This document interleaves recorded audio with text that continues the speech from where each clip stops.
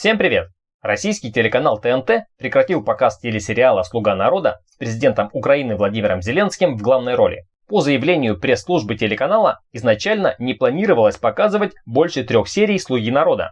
Вместе с тем, картина покинула сетку вещания ТНТ именно после показа серии, в которой Зеленский грубо пошутил над Владимиром Путиным. Полную версию ленты увидели лишь жители Дальнего Востока. В то время как показ фильма зрителям, проживающим в центральной части России, прошел без скандального эпизода. Филипп, Пашаров Константин, Эге, Хубло. Знаете, кстати, кто такие носит? А кто? Путин. Путин, Хубло? Да. Но вам я советую вот эти. Их в мире всего 4 пары.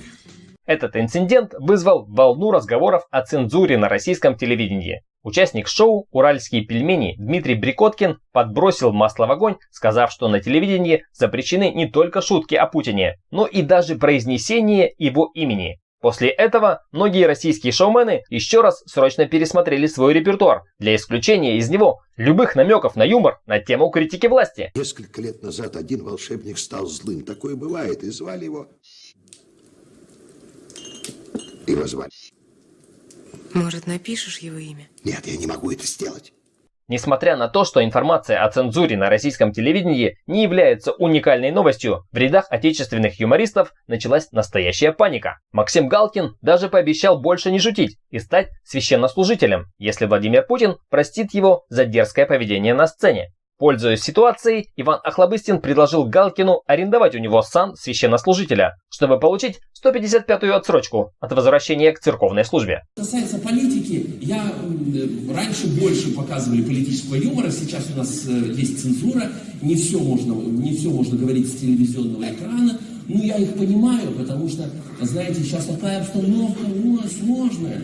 Ну, когда она у нас была простая. Вот. Ну, конечно, Владимир Владимирович, он молодец, уже 20 лет, слушайте, сколько, 19, 20, почти 20 лет, да, он уже у власти. Это он уже Брежнева обогнал. В принципе, конечно, он соображает лучше нас, потому что он так давно там. Вот, естественно, ему скучно с этими мировыми лидерами, которые наивные люди, меняются каждые 4 года. Кроме Ангелы Меркель, про нее просто немцы забыли, и она так и сидит. Разрядить напряженную ситуацию попытался пресс-секретарь президента России Дмитрий Песков. Он сказал, что цензуры про шутки над Путиным и тем более запрета на произнесение имени президента на российском телевидении нет. Таким образом, вопрос о том, почему сериал «Слуга народа» покромсали и убрали из эфира российского телевидения, остается висеть в воздухе. Фраза «Путин хубло» действительно оскорбляет человеческое достоинство главы государства. В связи с этим очевидно, что основной причиной монтажа скандальной серии «Слуги народа» и прекращения его трансляции на территории нашей страны является прямое вмешательство власти. ТНТ, как сказал Песков, действительно частный телеканал и не должен был согласовывать с Кремлем показ «Слуги народа». Однако Песков почему-то забыл упомянуть, что выдачу телеканалу вещательной лицензии осуществляют государственные органы. Думаете, что я каждого контролирую? Вон Песков сидит напротив, мой пресс-секретарь. Он несет иногда такую пургу. Я сама смотрю по телевизору, думаю, чего он там рассказывает, кто ему это поручил.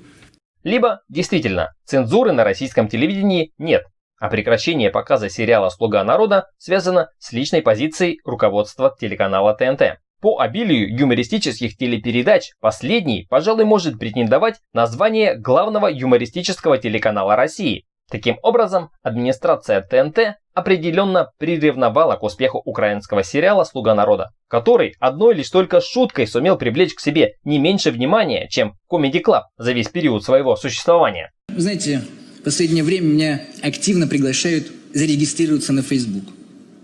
Говорят, там можно найти любого человека.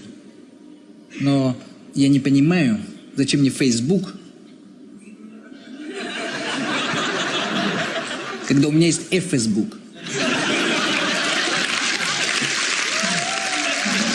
Там зарегистрировано гораздо больше людей. Вообще, Facebook очень удобный ресурс. Чтобы им пользоваться, даже интернет не нужен. Достаточно просто позвонить, и уже через 10 минут нужный человек загружается прямо ко мне в кабинет.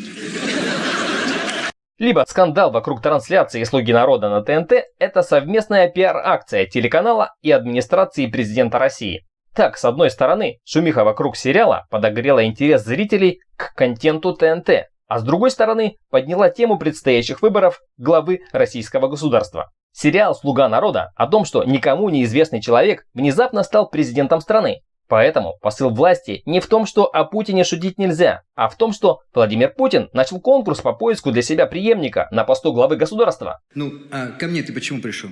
У нас любому человеку можно выдвинуть свою кандидатуру на пост президента. Я знаю, что можно. Я просто хотел узнать, можно? Друзья, какой на самом деле была причина прекращения показа сериала «Слуги народа» на ТНТ, покажет время. Однако известно, что ТНТ для того, чтобы не пролететь в будущем с продлением телевизионной лицензии, на всякий случай уже начал съемки фильма о президенте России. Картина имеет рабочее название «Ангел-хранитель народа», а ее выход на широкие экраны страны будет приурочен к 20-летней годовщине президентства Владимира Путина. Подписывайтесь на канал «Обо всем с юмором» и пишите в комментариях, что вы думаете по этому поводу. Ставьте лайки, если вам понравилось это видео. Спасибо за внимание. Пока.